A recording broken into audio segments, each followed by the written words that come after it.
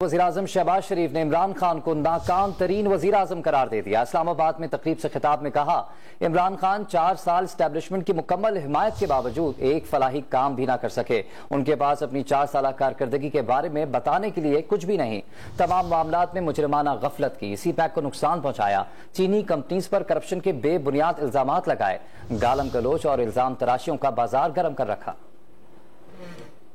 عمران نیازی کی بدقسمتی کہ 4 سال پوری سپورٹ کے بغیر وہ ایک بدترین ناکام وزیر اعظم نکلا، اور جو لوگ جنہوں نے اس کو مسند اقتدار پر بٹھایا آج کس طرح کے کبھی ان کے اوپر الزام تراشی کر رہا ہے۔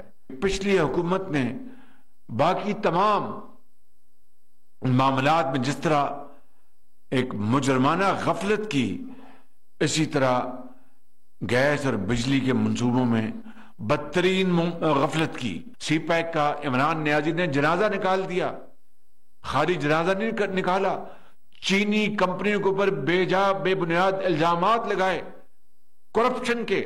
وہ عوام کو 22 کروڑ عوام کو یہ بتانے سے قاصر ہے کہ میں نے کے پی میں، ہزارہ میں، سندھ میں، بلوچستان میں اور گلگت بلتستان میں اور آزاد کشمیر میں ایک اینٹ عوامی ترقی کی نہیں لگائی۔